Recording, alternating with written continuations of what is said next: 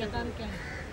शैतान फिल्म जो है वो एक लाइन में कहना बहुत मुश्किल है उसकी कहानी, क्योंकि उसमें खूब सारी कहानियाँ हैं। ऐसा नहीं अलग अलग कहानियाँ हैं, सब कहानियाँ एक साथ नहीं हैं, लेकिन all different stories. To start with, the story is about a group of 5 friends. I mean, who live their life in their own terms, who live their life to the fullest, and you see the bond between the two.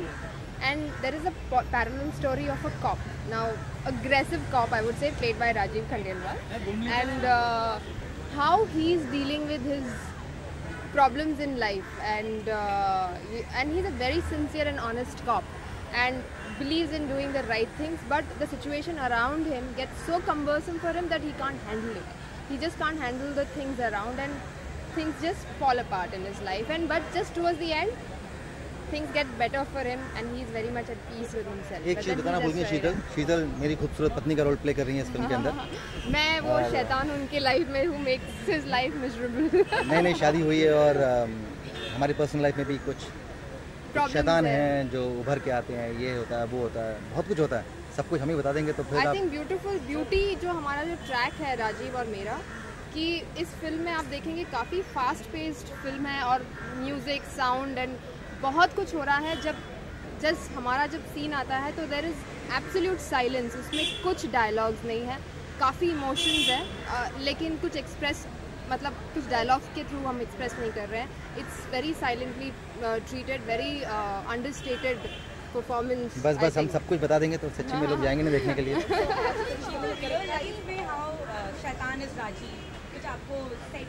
मैं जैसा दिखता हूँ, जैसा आप लोग सब सोचते हैं कि राजीव बहुत ही सीधा साधा लड़का है, बहुत ही स्वीट सा लड़का है, वो सब गलत है। मैं एक बहुत ही आम नॉर्मल किस्म का लड़का हूँ जिसमें बहुत ही शैतानी छिपी है।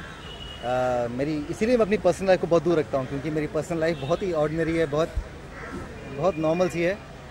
हम सब के अंदर बहुत शैतान होते हैं, मैं भी बहुत शैतान हूँ, बहुत शैतानियाँ करता हूँ, दिन भर करता हूँ, अपने पेरेंट्स के साथ शैतानी करता हूँ, अपने भाइयों के साथ में, अपने दोस्तों के साथ में, सेट्स पर, आई थिंक हर जगह, हर तरफ।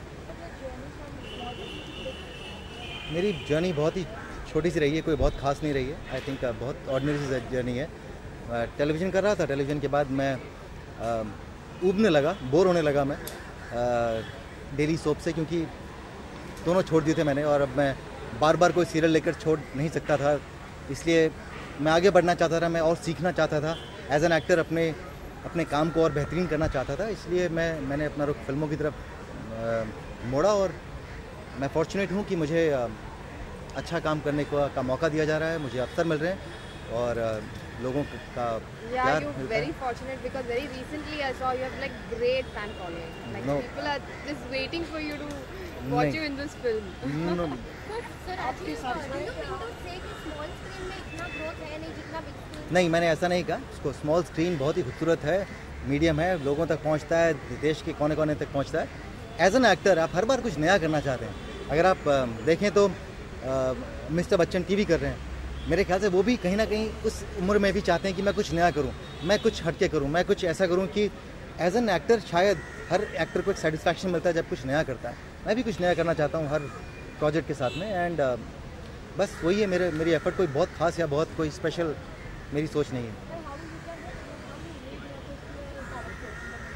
जी, मेरे कैरेक्टर को बनाने में मुझसे बड़ा हाथ बिजॉय नाम्बियार का है, क्योंकि पूरी फिल्म के दौरान मेरे हर सीन को एक्ट करके भी सिखाते थे, मुझे बताते थे, मुझे बहुत एक सेकेंड, आई एम सॉरी जी, बिजॉय मुझे हर सीन को एक्ट करके बताते थे। बिजॉय हर सीन को इतनी गहराई से जानते थे, और सिर्फ मेरे कैरेक्टर को नहीं, आई थिंक फिल्म के हर कैरेक्टर को, हर पहलू को बिजॉय इतनी खूबसूरती से जानते थे कि लगता नहीं था कि वो उन्हें किसी भी चीज़ के बारे में कुछ भी नहीं पता। तो मेरे साथ जो मेहनत की है वो बिजॉय ने की, and whatever you see of my character, I would attribute it to Bijoy's capability as a director. ये साउंड ट्रैक मेरी अगली फिल्म है इसके बाद में, और मैं शैतान का मज़ा किरकिरा नहीं करना चाहूँगा साउंड ट्रैक के बारे में बात करके। जब साउंड ट्रैक का माहौल गर्म होगा तो हम साउंड ट्रैक के बारे में बात करेंगे।